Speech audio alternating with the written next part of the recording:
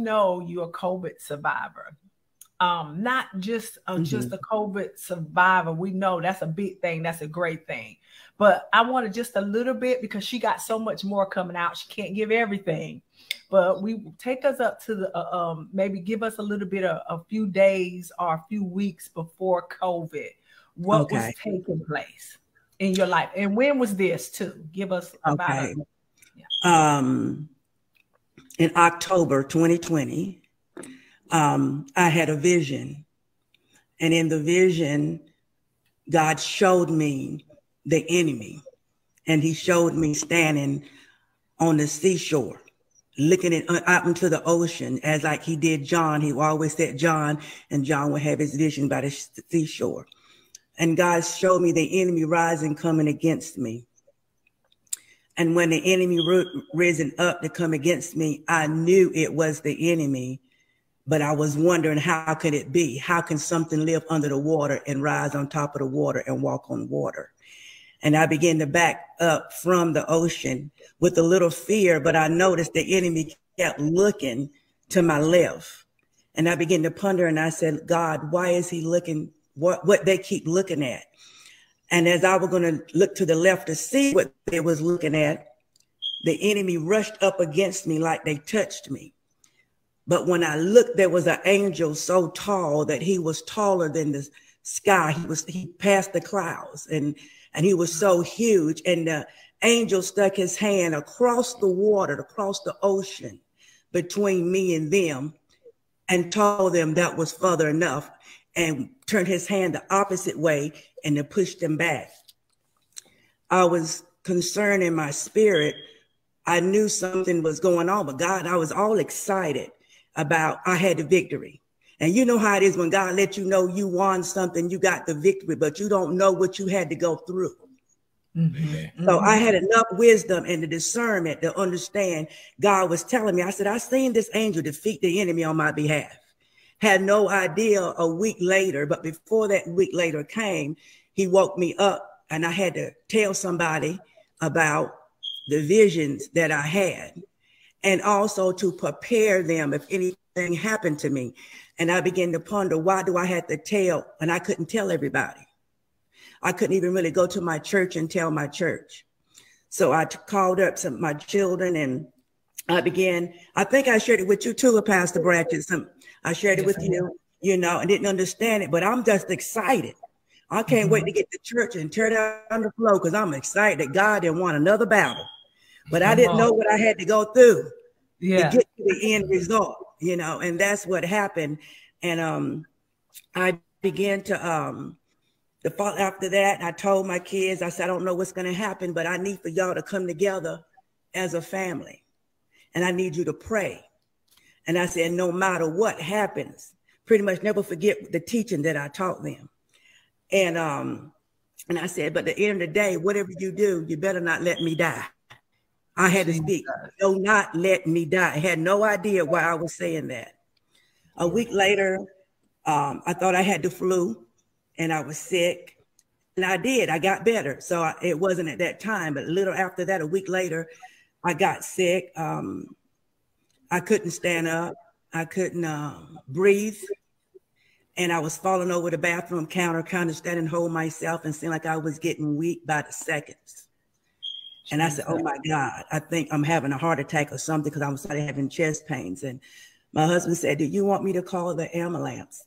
At first I said no, because of pride to kill you. At first I said no, because I didn't want the neighborhood seeing an ambulance put at my house. I said, no, I'm going to drive myself to the hospital. And when I tried to take a step, I almost passed out. Jesus. And my husband called ambulance. They came and checked my heart. And at that time, they thought I was having a heart attack too. They took me into the hospital, and that October the 20th, I found out I had COVID. They hospitalized me, and they said, I'll probably be home in a couple of days. And so the next day I was setting up. I didn't order Chinese food. I think I'm going home. I'm going to eat this thing, And it was this. All I kept thinking about, the angel.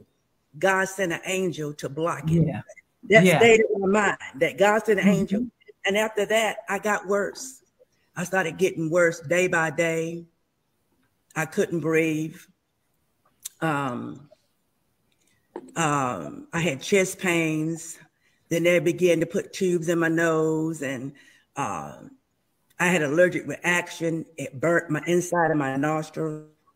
And then I began to have deep nosebleeds. And then they said, well, you won't go home this week. It'll be another 2 weeks. And so I spent another 2 weeks in the hospital. I began to talk to the Lord, and I try to stay focused at this part. I said, wait a minute, this is more serious than I think it is. Because all doctors was coming, looking at me. Different people was coming in that was whispering. And one day they come in and they told me, this is really bad. I didn't know I had blood clots. I had 4 blood clots. Jesus. I have 4 blood clots at that time.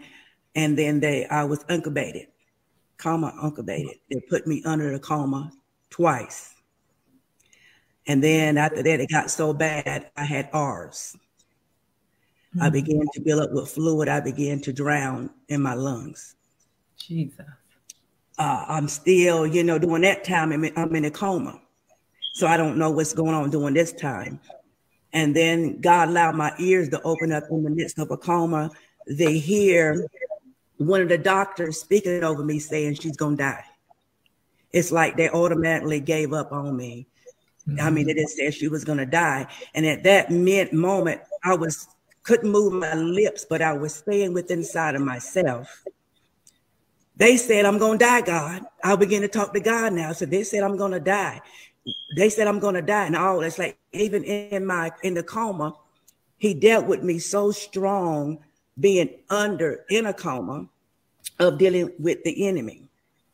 And what happens is the enemy, and he gave me the scripture afterwards. And the scripture came from the book of Matthew, and how taking me back to see me, I was that house that was built on the ocean. I was that house that was built there. And can I read this scripture real quick? Yes, ma'am. Amen. Okay. It was Matthew's, the 8th chapter, verse 24.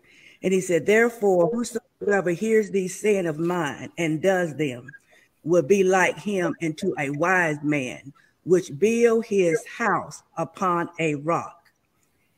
And the rain descended, and the flood came, and the wind blowed and beat upon that house.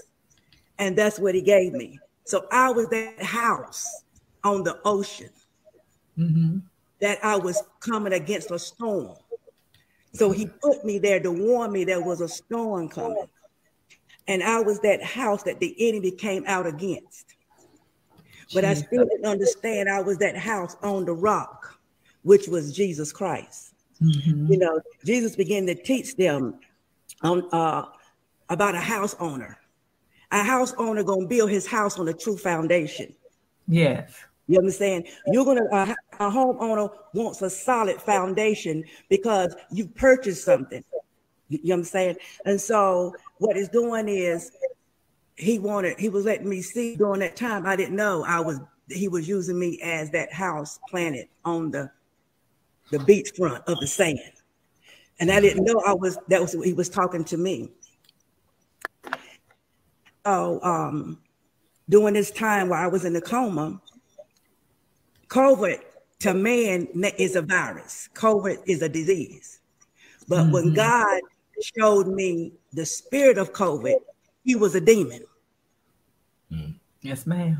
You see what I'm saying? COVID came to me as a demon. So all through my visions and in the coma, I was in spiritual warfare.